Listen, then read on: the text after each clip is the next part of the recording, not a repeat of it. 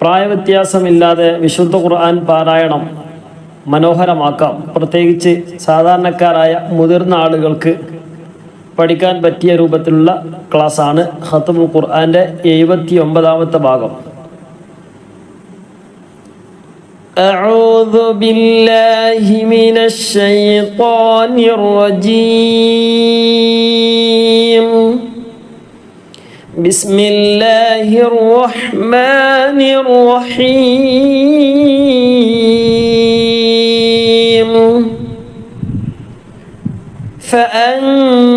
فأنجيناه وأهله إلا امرأته كانت من الغابرين. സൂറത്തുൽ അഅറാഫിന്റെ 83ാമത്തെ ആയത്താണ്. കഴിഞ്ഞ ക്ലാസ്സുകളിൽ വിശദമായിട്ട് പറഞ്ഞിട്ടുണ്ട്. ഇൻഷാ അല്ലാഹ് താല്പര്യമുള്ളവരൊക്കെ നമ്മുടെ ചാനൽ ഫോളോ ചെയ്യുക. നമ്മുടെ ക്ലാസ്സുകൾ ലഭിക്കണമെങ്കിൽ വാട്സപ്പ് കൂട്ടായ്മയിൽ അംഗമാകാൻ താഴെയുള്ള നമ്പറിൽ മെസ്സേജ് അയക്കുക. സ്ത്രീകൾക്കും പുരുഷന്മാർക്കും വ്യത്യസ്ത ഗ്രൂപ്പുകളുണ്ട്.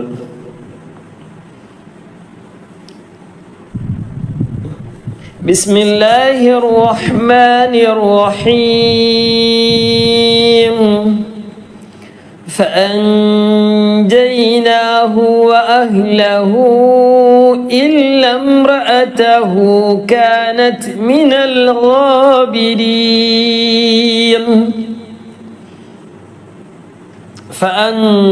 അവിടെ ഇഖ്ഫാ ചെയ്യണം അല്ലേ? വഅഹ്ലഹു അവിടെ നീട്ടുകയും ചെയ്യണം. അടുത്തത് പ്രത്യേകം ശ്രദ്ധിക്കുക, ഇല്ല എന്നാണുള്ളത്. നീട്ടാനുള്ള അക്ഷരം വന്നു. നീട്ടാനുള്ള അക്ഷരത്തിന് ശേഷം സുക്കൂന് വന്നാൽ അല്ലെങ്കിൽ ശബ്ദ വന്നാൽ നീട്ടുകയില്ല. ഇല്ലാംറഅതഹു എന്നുള്ളത് കൂട്ടി വായിക്കുമ്പോൾ ഇല്ലംറഅതഹു കാനത് മിനൽ ഗാബിരീൻ.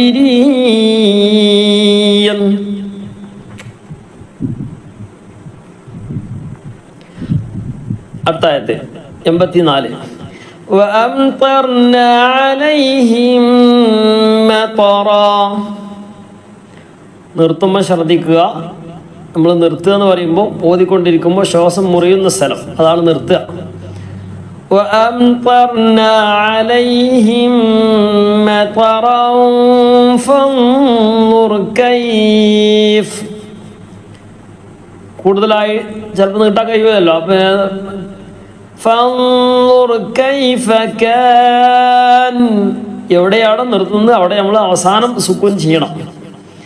അവസാനത്തെ അക്ഷരത്തിന് സുക്കൂൻ ചെയ്യണം. നീട്ടാനുള്ള സ്ഥലമാണ് അല്ലെങ്കിൽ തൻവീൻ ഫത്ഹ് ഒക്കെ ആണെങ്കിൽ അവിടെ നീട്ടിയിട്ട് നിർത്തുക. മതറ തൻവീൻ ഫത്ഹ്. ഫൻളുർ ഫൻളുർ അവിടെ എങ്ങനെ? അവിടെ റായിന് സുക്കൂൻ തന്നെയാണുള്ളത്. കൈഫ എന്നുള്ളത് നിർത്തുമ്പോൾ കൈഫ്. കാൻ ആഖിബ. താഇനെ ഹാത്ത എന്ത് ചെയ്യും? സുക്കൂനുള്ള ഹാ ആയിട്ട് മാറും.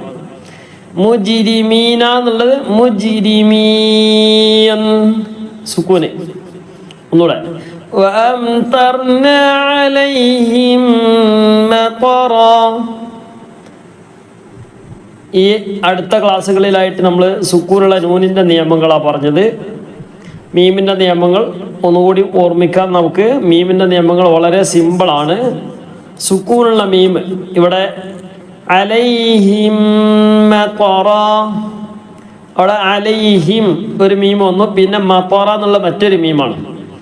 അപ്പം അലൈഹിം എന്നുള്ളിടത്ത് മീമിന് ഫത്ഹ് കസ്ർ ഒന്നൊന്നുമില്ല. അവിടെ എന്താണ്? ഒന്നുമില്ലെങ്കിൽ പിന്നെ സുക്കൂനാണ്. അപ്പം സുക്കൂനുള്ള മീമിൻ്റെ ശേഷം മീമ് തന്നെ വന്നു. അപ്പോൾ പിന്നെ എന്ത് ചെയ്യണം? ഈ ഒരു മീം പിന്നെ ആദ്യത്തെ മീമ് രണ്ടാമത്തെ മീമിലേക്ക് കൂട്ടി യോജിപ്പിക്കുക, മണിക്കുകയും ചെയ്യാം. അതിൻ്റെ പേര് ഇദ്ഗാമും ബിഗുന്നാണ്. മീമിൻ്റെ ശേഷം സുക്കൂനുള്ള മീമിൻ്റെ ശേഷം മീം വന്നാൽ കൂട്ടി യോജിപ്പിക്കുക, മണിക്കുകയും ചെയ്യാം. അലൈഹിം അലൈഹിം മതറ. മണിക്കലികരം എന്ന് പറയാം അതിനെ. അലൈഹിം മതറ ആണ് നിർത്തിയത് കൊണ്ടാണ് മതറ എന്ന് പറഞ്ഞത്. നിർത്തുന്നില്ലെങ്കിൽ തൻവീൻ ഫത്ത്, പിന്നെ തൻവീൻ ഫത്ത് ആണ്, തൻവീനാണ്. തൻവീൻ്റെ ശേഷം ഫാ വന്നാൽ ഇഖ്ഫാ നമ്മൾ പറഞ്ഞല്ലോ അല്ലേ? عليهم مطرا فانظر كيف كان عاقبة المجرمين.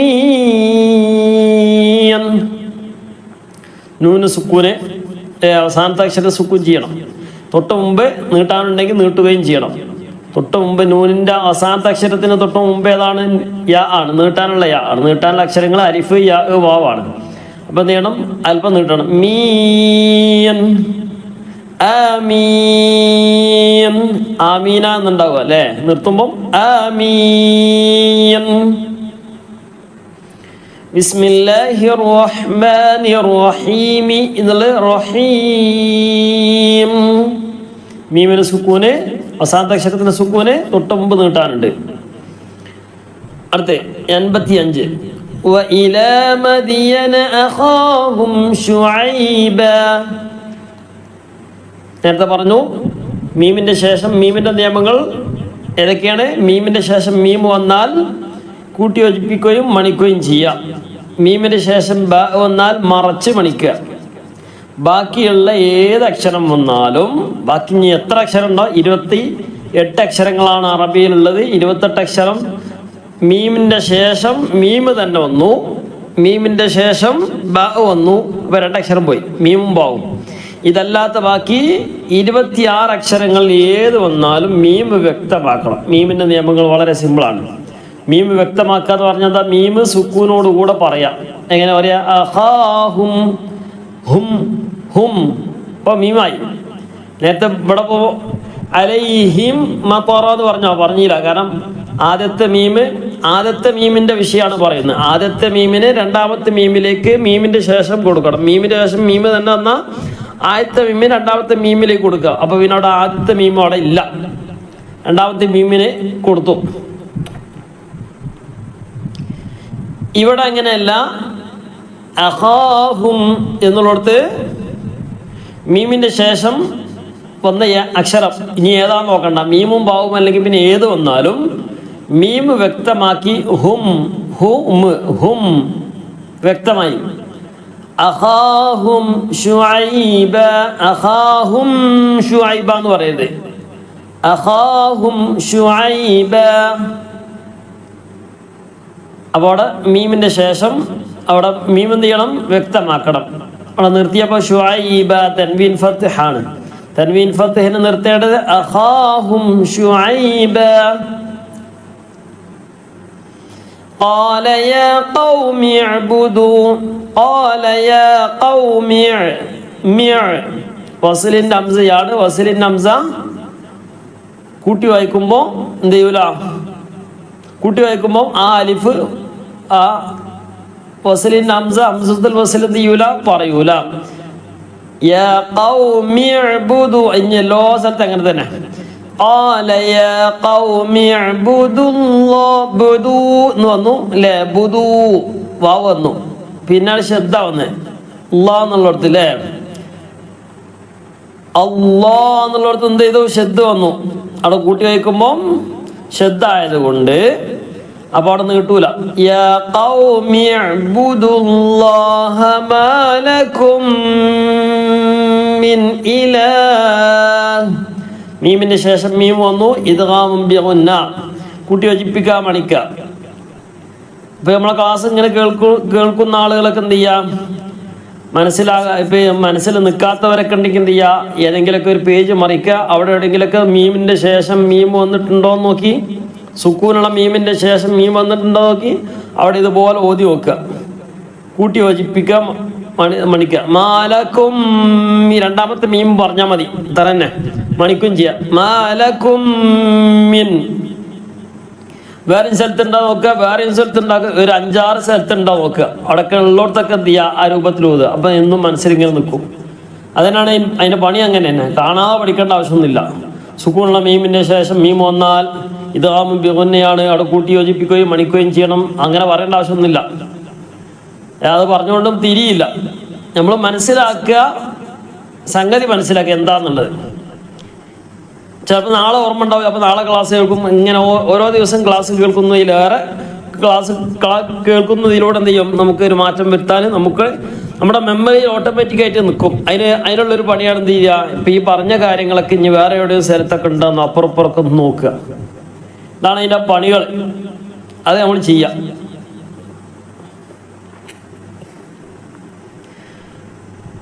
അല്ലെങ്കിൽ എന്ത് ചെയ്യുക, ഒരു ഭാഗത്ത് എഴുതി വെക്കുക, മീമിൻ്റെ ശേഷം മീം വന്നാൽ ജസ്റ്റ് ഒന്ന് എഴുതി വെച്ചാൽ മതി, കാണാൻ പഠിക്കൊന്നും വേണ്ട, ജസ്റ്റ് ഒന്ന് എഴുതി വെക്കുക. അപ്പോൾ ആ എഴുതിയൊക്കെ നമ്മുടെ ഓർമ്മയിലുണ്ടാവും. മലക്കും മിൻ ഇലാഹിൻ ഗൈറുഹു ഖദ് ജാഅത്കും ബയ്യിന. ഇവിടെ മീമിൻ്റെ ശേഷം ബ വന്നു അല്ലേ? മീമിൻ്റെ ശേഷം മീമിൻ്റെ ശേഷം ബ, മീമിൻ്റെ ശേഷം മീം വന്നാൽ എന്താണ്? ഇത് ബിഗുന്നയാണ്. മീമിൻ്റെ ശേഷം ബ വന്നാൽ മറിച്ച് മണിക്കണം. അവിടെ എങ്ങനെ? ജാഅത്കും ബയ്യിന, ജാഅത്കും ബയ്യിന, കും ബയ്യിന എന്ന് പറയുന്നത് മാ ജാഅത്കും ബയ്യിന എന്ന് പറയുന്നത്. അപ്പം പിന്നെ വ്യക്തമാക്കാൻ പാടില്ല മീമിൻ്റെ ശേഷം ബ വന്നാൽ. ജാഅത്കും ബയ്യിന. ഇവിടെ നേരത്തെ പറഞ്ഞു മാലക്കും മി. അപ്പോൾ അവിടെ ആദ്യത്തെ മീമ് പറഞ്ഞ് അവിടെ ആ സ്വരം തന്നെ വന്നില്ല. ഇവിടെയോ അഹാഹും എന്നുള്ളടത്തോ അവിടെ വ്യക്തമായി. അഹാഹും ശുഐബ അവിടെ വ്യക്തമാക്കണം. അഹാഹും ശുഐബ എന്ന് പറയരുത്. ഇവിടെ മാലകുമ്മി, മാലകുമ്മി എന്ന് പറഞ്ഞ രണ്ടാമത്തെ മീമാണ്. ഒന്നാമത്തെ മീമ് രണ്ടാമത്തെ മീമിന് കൊടുത്തു. ഇവിടെ അങ്ങനെയല്ല, വ്യക്തമാക്കാനും പറ്റൂല. മാ ജാഅത്കും എന്ന് പറഞ്ഞ് വ്യക്തമാക്കരുത്, ഒഴിവാക്കാനും പറ്റൂല. മാ ഖദ് ജാഅത്കും കുബ എന്ന് പറഞ്ഞ് അങ്ങനെയും പറയരുത്. ഖദ് ജാഅത്കും ബയ്യിനതും മിർ റബ്ബികും ഫഔഫുൽ കൈല വൽ മീസാൻ. ഫഔഫു എന്നാണുള്ളത്. നീട്ടുമ്പോൾ പിന്നെ കൂട്ടി വായിക്കുമ്പോൾ ഫഔഫുൽ കൈല വൽ മീസാന വലാ തബ്ഖസുന്നാസ അശ്യാഅഹും ولا تفسدوا في الأرض بعد إصلاحها ذلكم خير لكم إن كنتم مؤمنين. ഇവിടെ ഖൈറുൽ ലക്കും അല്ലേ? തൻവീനിൻ്റെ ശേഷം അല്ലെങ്കിൽ നൂനിൻ്റെ ശേഷം, സുക്കൂനുള്ള നൂനിൻ്റെയോ തൻവീനിൻ്റെ ശേഷം ലാമോ റോ വന്നാൽ ശേഷമുള്ളത് ഇവിടെ ഖൈറുൻ എന്ന അവിടെ തൻവീനാണ്. റ ആണെന്നല്ല, തൻവീനാണ്. തൻവീനിൻ്റെ ശേഷം വന്നത് ലാമോ അല്ലെങ്കിൽ റോ ആണെങ്കിൽ ഖൈറുൻ ലക്കും എന്ന് പറയുന്നത് ഖൈറുല്ലക്കും, ഖൈറുല്ലക്കും. അവിടെ കണ്ടില്ലേ, വ്യക്തമാക്കിയില്ലേ? ദാലിക്കും. അവിടേക്ക് എന്താണ്? മീമ് വ്യക്തമായി. കാരണം എന്താ? മീമും ശേഷമുള്ള അക്ഷരം സുക്കൂണുള്ള മീമ് വന്നു, അതിൻ്റെ ശേഷമുള്ള അക്ഷരം ഹ ആണ് അല്ലേ? അങ്ങനെ ഹ അല്ലെങ്കിൽ ആ ഹാഇൻ്റെ സ്ഥാനത്ത് മീമും ബാവും അല്ലാത്ത ബാക്കി ഏത് വന്നാലും മീമ് വ്യക്തമാക്കും. ദാലിക്കും ഖൈറുൽ ലക്കും ഇൻ കുൻതും എന്ന് പറയുന്നത് കുൻതും മുഅ്മിനീൻ. وإلى مدين أخاهم شعيبا قال يا قوم اعبدوا الله ما لكم من إله غيره قد جاءتكم بينة من ربكم فأوفوا الكيل والميزان ولا تبخسوا الناس أشياءهم ولا تفسدوا في الأرض بعد إصلاحها ذلكم خير لكم إن كنتم مؤمنين. നമ്മുടെ തുടക്കം മുതലുള്ള ക്ലാസ്സുകളൊക്കെ ലഭിക്കാൻ ചാനൽ പരിശോധിക്കുക. ചാനൽ നോക്കിയാൽ കിട്ടും. ഇല്ലെങ്കിൽ നമ്മുടെ നമ്പറിൽ മെസ്സേജ് അയച്ചാൽ മതി. ولا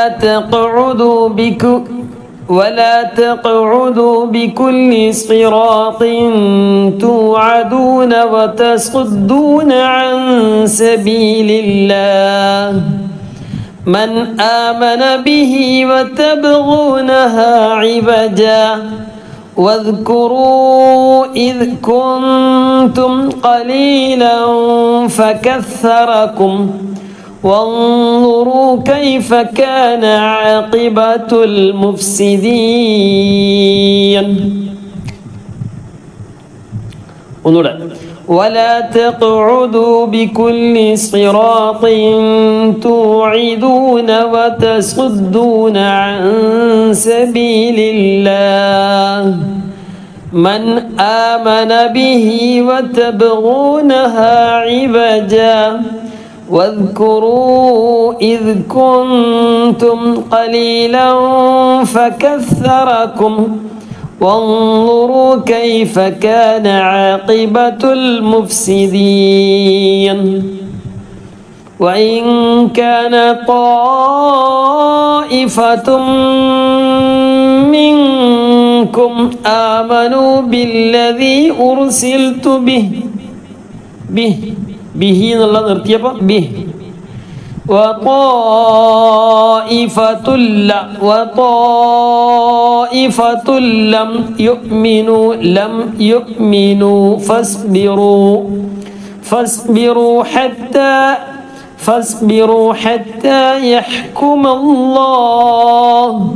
حتى يحكم الله بيننا وهو خير الحاكمين.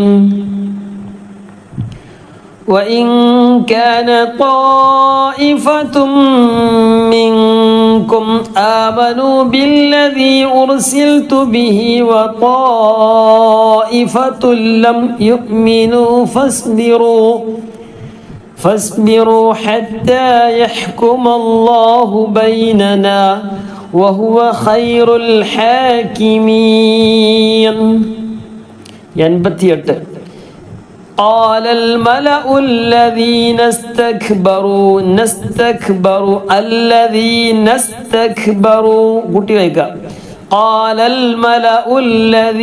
استكبروا من قومه لنخرجنك يا شعيب والذين آمنوا معك من قريتنا أو لتعودن في ملتنا قال أولو كنا كارهين. قال الملأ الذين استكبروا من قومه لنخرجنك يا شعيب والذين آمنوا معك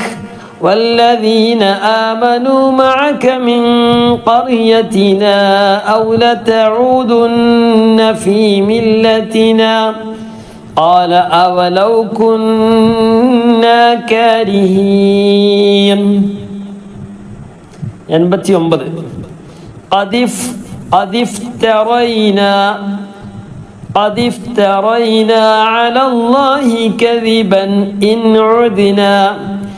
إن عدنا في ملتكم بعد إذ نجانا الله منها في ملتكم അവിടെ ഇഖ്ഫാ ചെയ്യണം, മറച്ച് മണിക്കണം. മീമിൻ്റെ നിയമങ്ങൾ ഓർമ്മ ഉണ്ടാവണം. മീമിൻ്റെ ശേഷം മീം വന്നാൽ കൂട്ടിയോജിപ്പിക്കുകയും മണിക്കുകയും ചെയ്യാം. മീമിൻ്റെ ശേഷം ബ വന്നാൽ മറച്ച് മണിക്കുക. മീമിൻ്റെ ശേഷം ബാക്കിയുള്ള 26 അക്ഷരത്തിൽ ഏത് വന്നാലും ഇൽഹാർ വ്യക്തമാക്കണം. ഇവിടെ ഇഖ്ഫാ ചെയ്യണം. ഫീ മില്ലതികും ബഅദ ഇദ് നജ്ജാനല്ലാഹു മിൻഹാ. നജ്ജാന എന്നാണുള്ളത്. കൂട്ടി വായിക്കുമ്പോൾ നജ്ജാനല്ലാഹു മിൻഹാ وما يكون لنا أن نعود فيها إلا أن نعود وما يكون لنا أن نعود فيها إلا أن يشاء الله ربنا أن يشاء الله ربنا. ഇവിടെയൊക്കെ മദ്ദുണ്ട് അല്ലേ? മദ് മുത്തസിലുണ്ട്, മദ് മുൻഫസിലൊക്കെ ഉണ്ട്. ഏതായാലും നീട്ടുക. വസിഅ റബ്ബുന കുല്ല ശൈഇൻ ഇൽമാ. തൻവീൻ ഫത്ഹ്. على الله توكلنا ربنا افتح بيننا ربنا افتح بيننا وبين قومنا بالحق وأنت خير الفاتحين.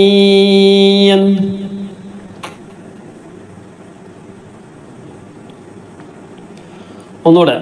قد افترينا على الله كذبا إن عدنا في ملتكم بعد إذ نجانا الله منها وما يكون لنا أن نعود فيها إلا أن يشاء الله ربنا وسع ربنا كل شيء علما على الله توكلنا ربنا افتح بيننا وبين قومنا بالحق وأنت خير الفاتحين.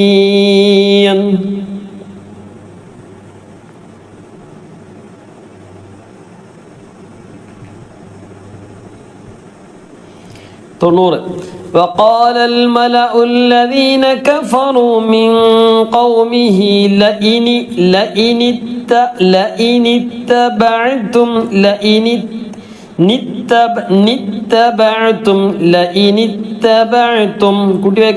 لئن اتبعتم شعيبا إنكم إذا لخاسرون. وقال الملأ الذين كفروا من قومه لئن اتبعتم شعيبا إنكم إذا لخاسرون. فأخذتهم الرجفة فأصبحوا في دارهم جاثمين. فأخذتهم الرجفة فأصبحوا في دارهم جاثمين. الذين كذبوا شعيبا كأن لم يغنوا فيها. നൂനിന് ശേഷം ലാമറ വന്നാൽ കൂട്ടി യോജിപ്പിക്കുക, മണിക്കണ്ട. എന്താ പറയണ്ട. كأن لم يغنوا فيها الذين كذبوا شعيبا كانوا هم الخاسرين. الذين كذبوا شعيبا كانوا هم الخاسرين. الذين كذبوا شعيبا كأن لم يغنوا فيها الذين كذبوا شعيبا كانوا هم الخاسرين. فتولى عنهم وقال يا قوم لقد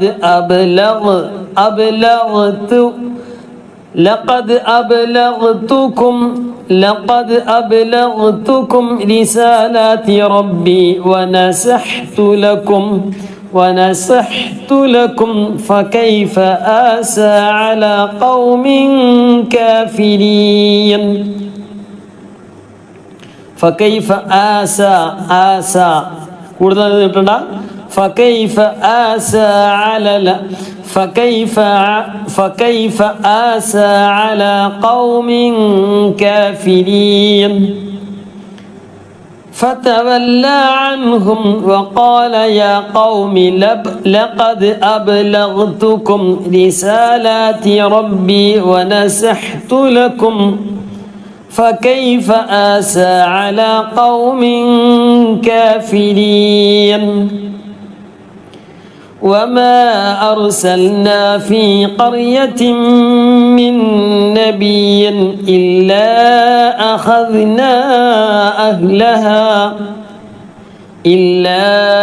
أخذنا أهلها بالبأساء والضراء لعلهم يضرعون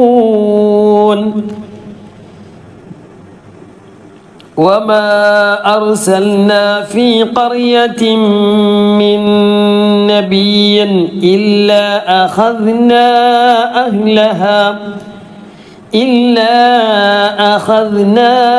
أهلها بالبأساء والضراء لعلهم يضرعون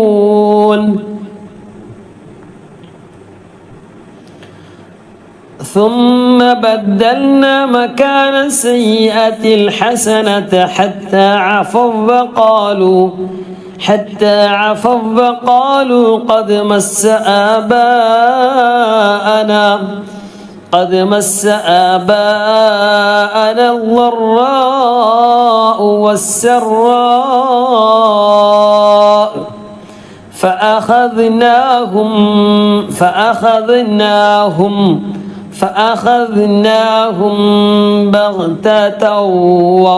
بغتة وهم لا يشعرون.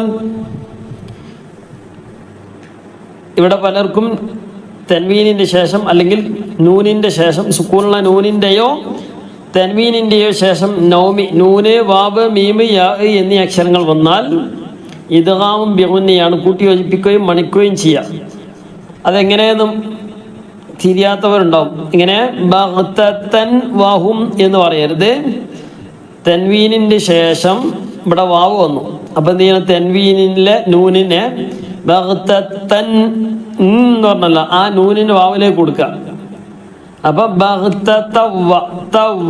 തവ്വ കൂട്ടി യോജിപ്പിച്ചു മണിക്കുകയും ചെയ്യണം. തവ്വഹും എന്നല്ല,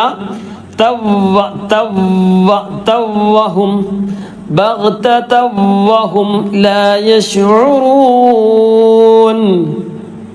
മൻ യശാ എന്നുള്ളത് മയ്യശാ എന്ന് പറയുന്നത് പോലെ അവിടെ എന്താ ചെയ്ത്? മൻ യശാ എന്നുള്ളത് നൂനിനെ യായിലേക്ക് കൊടുത്തു. മയ്യ യാ ആണ് മണിച്ചത്. മയ്യശാ.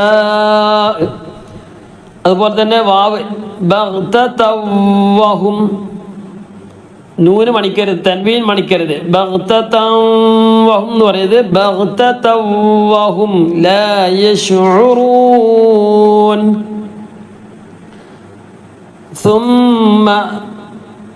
ثم بدلنا مكان السيئة الحسنة حتى عفوا وقالوا قد مس آباءنا الضراء والسراء فأخذناهم بغتة وهم لا يشعرون. ولو أن أهل القرى آمنوا واتقوا لفتحنا عليهم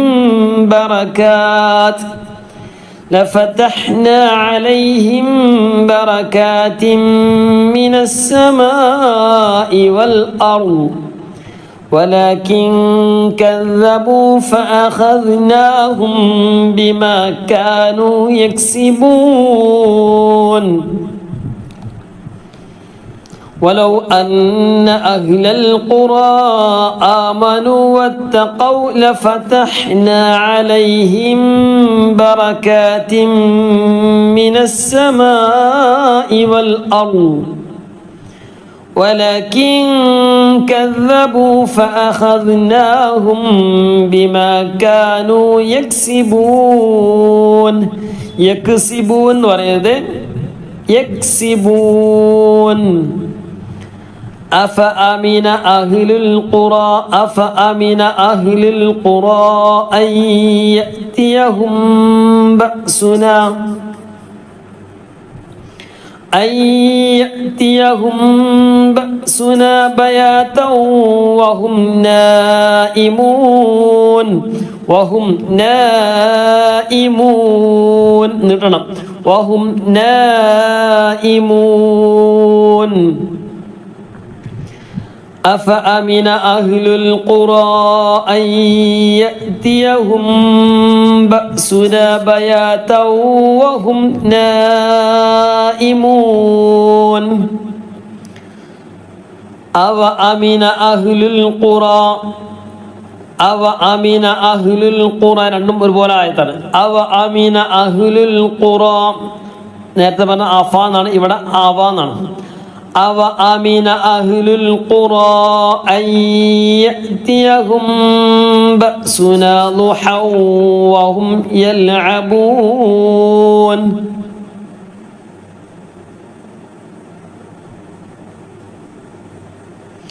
أفأمن أهل القرى أن يأتيهم بأسنا ضحى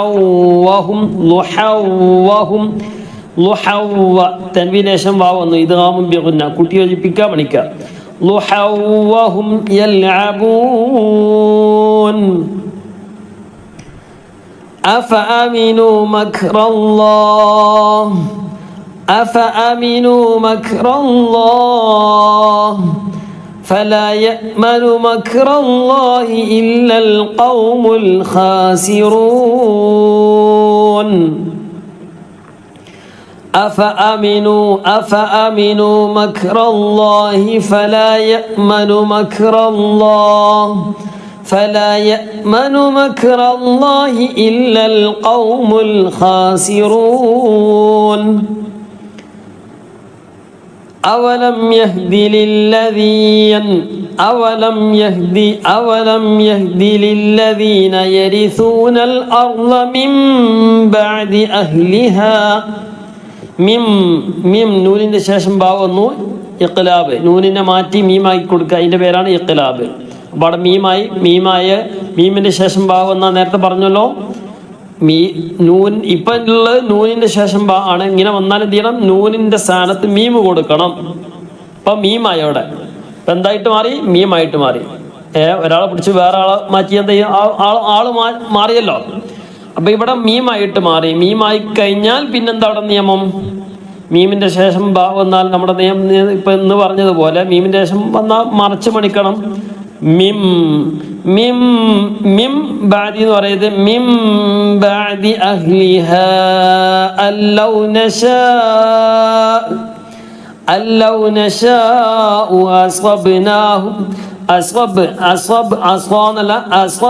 അസ്വബ്നാഹും അസ്വബ്നാഹും നിർത്തിയാണെങ്കിൽ അങ്ങനെ നിർത്തുന്നില്ല എങ്കിൽ അസ്വബ്നാഹും ബിദുനൂബിഹിം ഇഖ്ഫാ ചെയ്യണം അല്ലൗ നശാഉ അസ്വബ്നാഹും ബിദുനൂബിഹിം ونطبع على قلوبهم فهم لا يسمعون ونطبع على قلوبهم فهم لا يسمعون أولم يهد للذين يرثون الأرض من بعد أهلها أن لو نشاء أصبناهم بذنوبهم ونطبع على قلوبهم فهم لا يسمعون تلك القرى نقص عليك من أنبائها ولقد جاءتهم رسلهم بالبينات فما كانوا ليؤمنوا بما كذبوا من قبل كذلك يطبع الله على قلوب الكافرين تلك القرى نقص عليك من أنبائها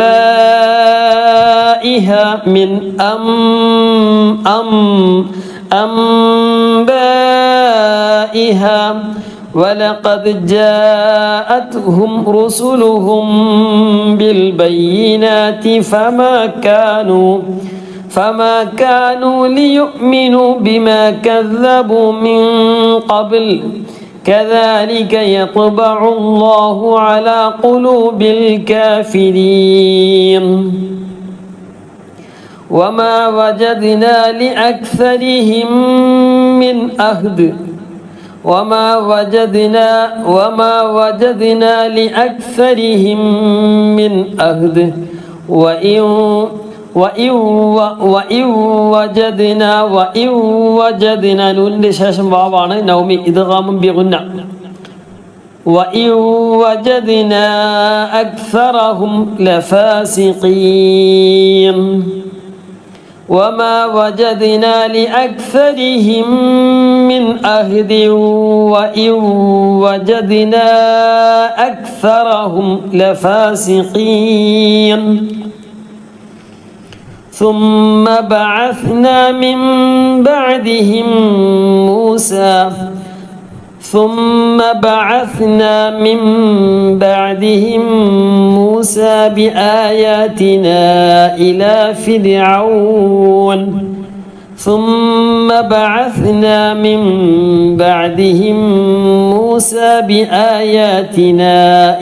فرعون وملئه فظلموا بها وملئه വായിക്കരുത് إلى فرعون എന്ന് പറയുന്നത് إلى فرعون റാഇന് സുക്കൂന് മുമ്പ് കസർ വന്നാൽ എന്ത് ചെയ്യണം? തർക്കീക്ക് ചെയ്യണം. إلى فرعون وملئه فظلموا بها فانظر كيف كان عاقبة المفسدين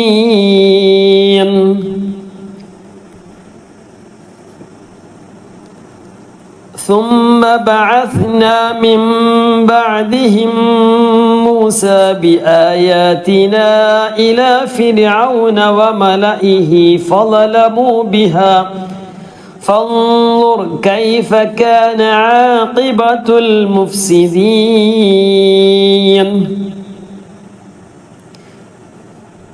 وقال موسى يا فرعون إني رسول من رب العالمين وقال موسى يا فرعون إني شد الله نون إني رسول من رب العالمين حقيق على ألا أقول على الله إلا الحق حقيق على ألا ഒന്ന് ഐനാണ് അല ലെ തൊണ്ടയുടെ മധ്യഭാഗത്ത് അല അ എന്നുള്ള അടിയിൽ നിന്ന് വരണം. ഏറ്റവും തൊണ്ടയുടെ ഏറ്റവും അടിയിൽ അ. മറ്റേത്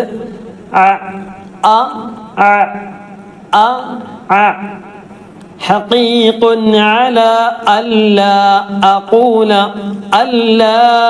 أقول على الله مدد حقيق على ألا أقول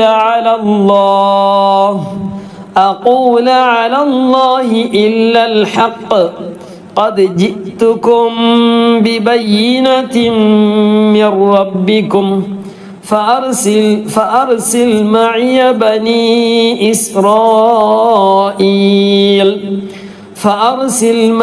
بني إسرائيل حقيق على ألا أقول على الله إلا الحق قد جئتكم ببينة من ربكم فأرسل معي بني إسرائيل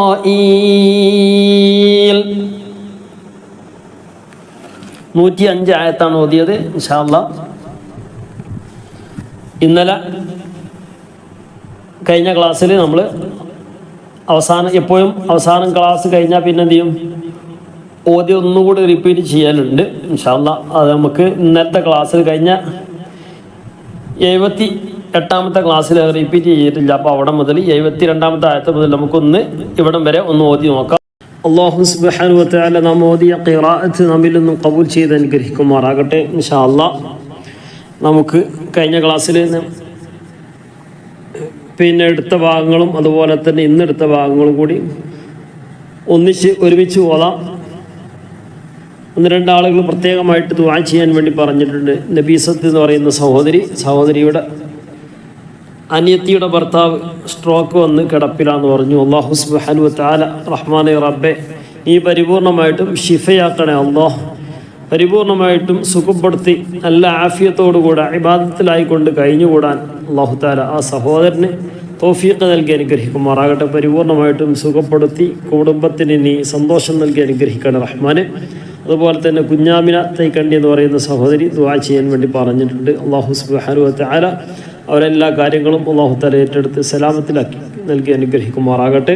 അതുപോലെ തന്നെ മറ്റു സഹോദരി ഹജ്ജിന് പോകുന്നുണ്ടെന്ന് പറഞ്ഞു. അതുപോലെ തന്നെ നമ്മിൽ നിന്നും പലരും ഹജ്ജിന് പോകുന്നവരുണ്ട്. റഹ്മാനെ റബ്ബെ വഖബൂലും മബ്റൂറുമായ ഹജ്ജും ഉംറയൊക്കെ നിർവഹിച്ച് നല്ല റാഹത്തോടുകൂടെ ചെയ്ത് കർമ്മങ്ങളൊക്കെ ചെയ്തുകൊണ്ട് ഹബീബായ റസൂലുള്ളാഹി സ്വല്ലല്ലാഹു അലൈഹി വസല്ലം തങ്ങളുടെ റൗള ഷരീഫൊക്കെ സിയാറത്ത് ചെയ്ത് നല്ല റാഹത്തിലായിട്ട് തിരിച്ചു വരാനുള്ള തൗഫീഖ് അവർക്ക് നീ പ്രദാനം ചെയ്യുന്ന റഹ്മാനെ. ഞങ്ങൾക്കും നീ അതുപോലെ വരുന്ന വർഷങ്ങളിലൊക്കെ ആയിട്ട് പോകാനുള്ള തൗഫീഖ്, അതിനുള്ള സാഹചര്യം, അതിനുള്ള സന്മനസ്സും അതിനുള്ള സാമ്പത്തിക ശേഷിയും അതിൻ്റെ എല്ലാ വഴികളും അല്ലാഹു തആല തുറന്നു നൽകി നല്ല റാഹത്തിലായിട്ട് പോയി തിരിച്ചു വരാനൊക്കെ ഉള്ള തൗഫീഖ് അല്ലാഹുവെ നീ തൗഫീഖ് നൽകണേ അല്ലാഹ്, നീ തൗഫീഖ് നൽകണേ അല്ലാഹ്, നീ തൗഫീഖ് നൽകണേ റഹ്മാനെ. പ്രത്യേകിച്ച് പലരും സാമ്പത്തികമായിട്ട് പ്രയാസമുള്ളവരുണ്ട്, ശാരീരികമായിട്ട് മാനസികമായിട്ട് പ്രയാസമുള്ളവരുണ്ട്. റഹ്മാനെ റബ്ബെ സമ്പത്തില്ല, നിൻ്റെ റഹ്മത്ത് നീ ഞങ്ങളിലേക്ക് നീ ചൊരിഞ്ഞ് നൽകണം റഹ്മാനെ. സമാധാനമുള്ള ജീവിതം നൽകി അനുഗ്രഹിക്കണം റഹ്മാനെ. റഹ്മാനെ റബ്ബെ പൈസ ഉണ്ടായിട്ട് കാര്യമില്ല, നല്ല സമാധാനം ഉണ്ടാകണം, നല്ല റാഹത്ത് കിട്ടണം റഹ്മാനെ റബ്ബെ. റാഹത്തുള്ള ജീവിതം ഞങ്ങൾക്കും ഞങ്ങളോട് ബന്ധപ്പെട്ട എല്ലാവർക്കും നീ തൗഫീഖ് നൽകണം അല്ലാഹ്. ഞങ്ങളുമായി ബന്ധപ്പെട്ട പലരും വിദേശത്ത് ജോലി ചെയ്യുന്നവരുടെ റഹ്മാനെ റബ്ബെ എല്ലാവർക്കും സ്വദേശത്തും വിദേശത്തുമായി ജോലി ചെയ്യുന്ന എല്ലാവർക്കും ആഫിയത്തും ദീർഘായുസും സിഹത്തും ഖുവ്വത്തും നീ പ്രദാനം ചെയ്യുന്ന റഹ്മാനെ. ഞങ്ങളെ വീട്ടിലുള്ള സഹോദരിമാർ, ഉമ്മമാർ, റഹ്മാനെ റബ്ബെ ഭാര്യമാർ, റഹ്മാനെ റബ്ബെ എല്ലാവർക്കും നീ ഖൈർ പ്രദാനം ചെയ്യുന്ന റഹ്മാനെ. ഞങ്ങളെയും ഞങ്ങളെ മക്കളെയും ഞങ്ങളോട് ബന്ധപ്പെട്ട എല്ലാവരെയും മാതാപിതാക്കൾ, ഉസ്താദുമാർ, റഹ്മാനെ റബ്ബെ ജീവിച്ചിരിക്കുന്ന എല്ലാവർക്കും ആഫിയത്തും ദീർഘായുസും സിഹത്തും ഖുവ്വത്തും നീ പ്രദാനം ചെയ്യുന്ന അല്ലാഹ്, നീ പ്രദാനം ചെയ്യുന്ന റഹ്മാനെ. ഞങ്ങളാക്കിയ ഞങ്ങൾക്ക് വേണ്ടപ്പെട്ടവർ, ഞങ്ങൾ റഹ്മാനെ റബ്ബെ ഞങ്ങളിൽ നിന്ന് മരണപ്പെട്ടു പോയവർ, റഹ്മാനെ റബ്ബെ മാതാപിതാക്കൾ, ഭാര്യ ഭർത്താക്കന്മാർ, മക്കൾ, സഹോദരന്മാർ, റഹ്മാനെ റബ്ബെ കുടുംബക്കാർ, അയൽവാസികൾ, കൂട്ടുകാർ, സഹപ്രവർത്തകർ, ഞങ്ങളുമായി ബന്ധപ്പെട്ടവർ, റഹ്മാനെ റബ്ബെ ദുആ കൊണ്ട് വസിയത്ത് ചെയ്തവർ ആരെല്ലാം മരണപ്പെട്ടു പോയിട്ട് അവിടുത്തെ ഖബറിലേക്ക് നിനക്ക് മിസ്ല സവാബിനെത്തിച്ച് അവർക്ക് ഇനി ഉന്നതമായ പദവികൾ നൽകി അനുഗ്രഹിക്കണം റഹ്മാൻ. അവരെയും ഞങ്ങളെയും സ്വർഗീയ ലോകത്ത് ഹബീബായ റസൂലുള്ളാഹി സ്വല്ലല്ലാഹു അലൈഹി വസല്ലം തങ്ങളോട് കൂടെ നീ ഒരുമിച്ച് കൂട്ടി അനുഗ്രഹിക്കണം റഹ്മാനെ. നീ ഒരുമിച്ച് കൂട്ടി അനുഗ്രഹിക്കണം റഹ്മാനെ. ഇൻഷാ അല്ലാഹ് നമ്മുടെ ചാനലുമായി ബന്ധപ്പെട്ടുകൊണ്ട് പലരും സപ്പോർട്ട് ചെയ്യുന്നുമുണ്ട്. എല്ലാവർക്കും നീ അർഹമായ പ്രതിഫലം നൽകണം റഹ്മാനെ, നീ അർഹമായ പ്രതിഫലം നൽകണം റഹ്മാനെ. ഇൻഷാ അല്ലാഹ് നമ്മുടെ വീഡിയോകളൊക്കെ പല നിലക്കും ആളുകൾക്ക് ഉപകാരപ്പെടുന്ന രൂപത്തിലൊക്കെ നിങ്ങളൊക്കെ സപ്പോർട്ട് ചെയ്യുമെന്ന് പ്രതീക്ഷിക്കുകയാണ്. ഇൻഷാ അല്ലാഹ് ഒരു വട്ടം ഓതുകയാണ് 73ാമത്തെ ആയത്ത് മുതൽ.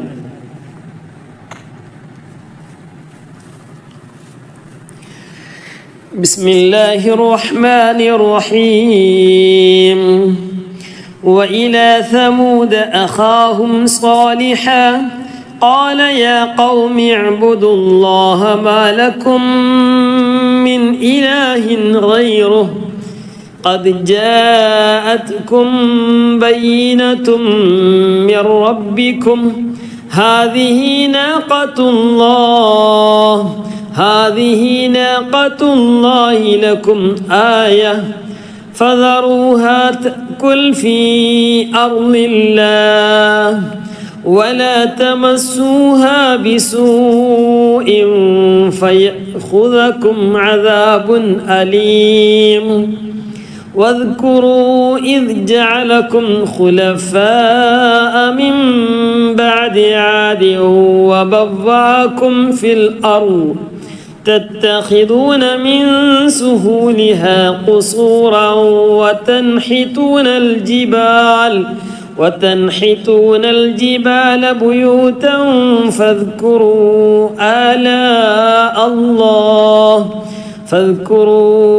آلاء الله ولا تعثوا في الأرض مفسدين. قال الملأ الذين استكبروا من قومه للذين استضعفوا لمن آمن منهم أتعلمون أن صالحا مرسل من ربه قالوا إنا بما أرسل به مؤمنون. قال الذين استكبروا إنا بالذي آمنتم به كافرون. فعقروا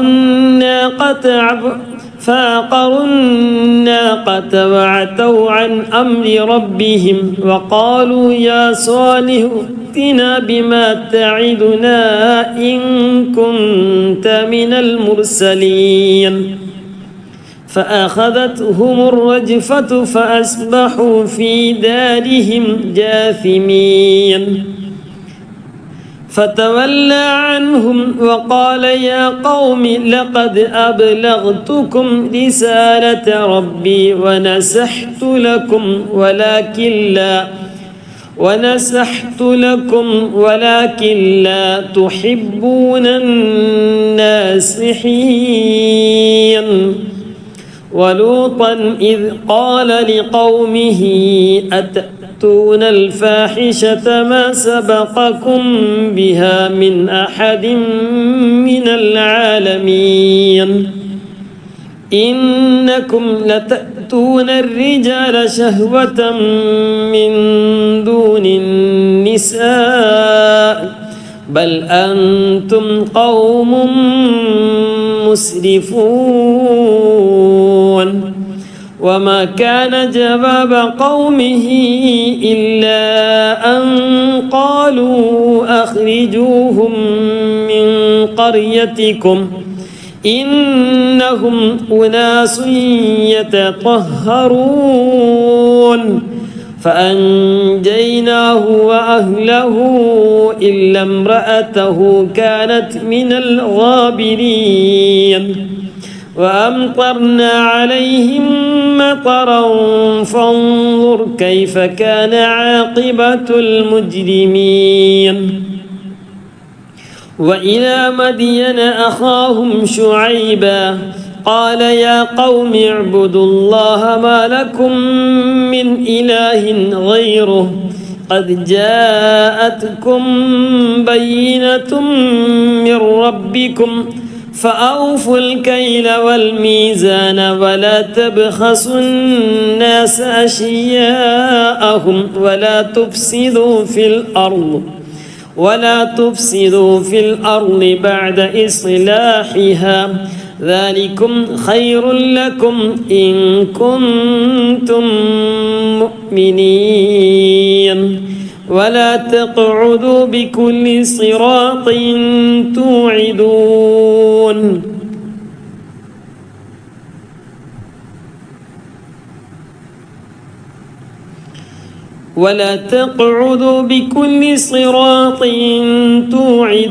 وتصدون عن سبيل الله من آمن به وتبغونها عوجا.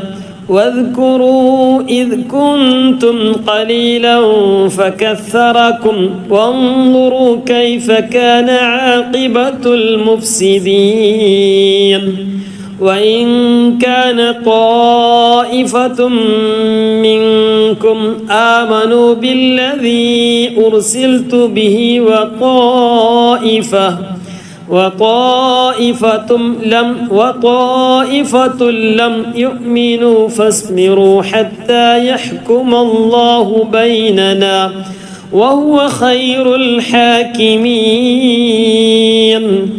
قال الملأ الذين استكبروا من قومه لنخرجنك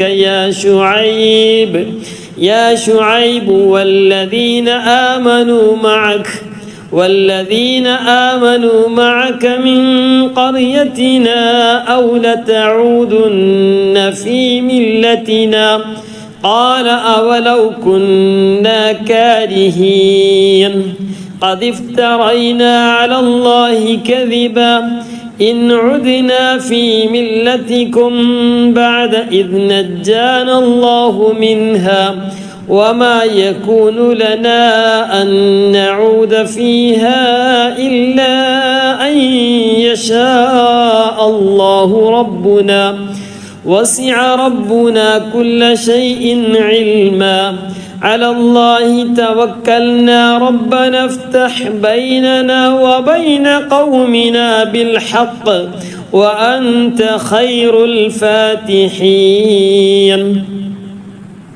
وقال الملأ الذين كفروا من قومه لئن اتبعتم شعيبا إنكم إذا لخاسرون فأخذتهم الرجفة فأصبحوا في دارهم جاثمين الذين كذبوا شعيبا كأن لم يغنوا فيها الذين كذبوا شعيبا كانوا هم الخاسرين فتولى عنهم وقال يا قوم لقد أبلغتكم رسالات ربي ونصحت لكم فكيف آسى على قوم كافرين وما أرسلنا في قرية من نبي إلا أخذنا أهلها بالبأساء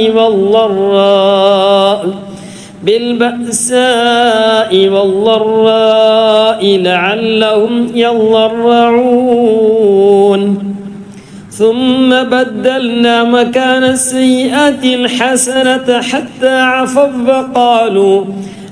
عفوا وقالوا قد مس آباءنا الضراء والسراء فأخذناهم بغتة وهم لا يشعرون ولو أن أهل القرى آمنوا واتقوا لفتحنا عليهم بركات من السماء والأرض ولكن كذبوا فأخذناهم بما كانوا يكسبون أفأمن أهل القرى أن يأتيهم بأسنا بياتا وهم نائمون أفأمن أهل القرى أن يأتيهم بأسنا ضحى وهم يلعبون أفأمنوا مكر الله فلا يأمن مكر الله إلا القوم الخاسرون أولم يهد للذين يرثون الأرض من بعد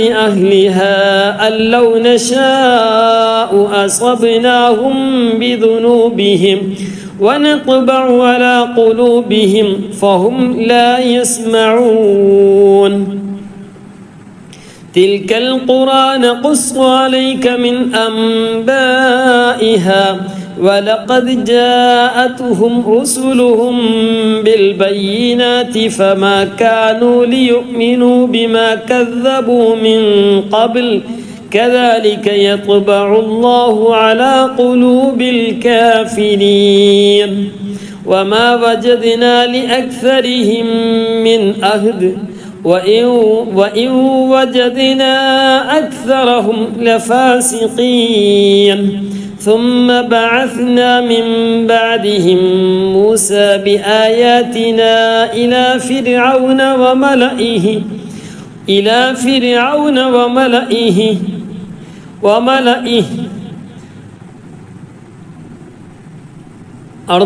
ثم بعثنا من بعدهم موسى بآياتنا إلى فرعون وملئه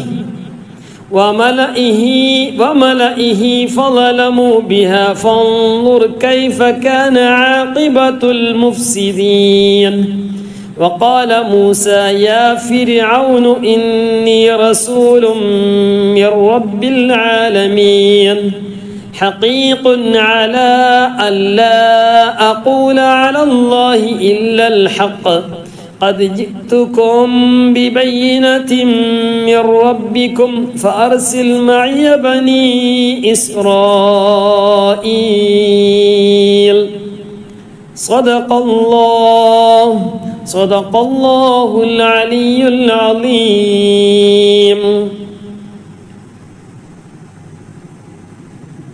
ربنا تقبل منا إنك أنت السميع العليم وتب علينا إنك أنت التواب الرحيم.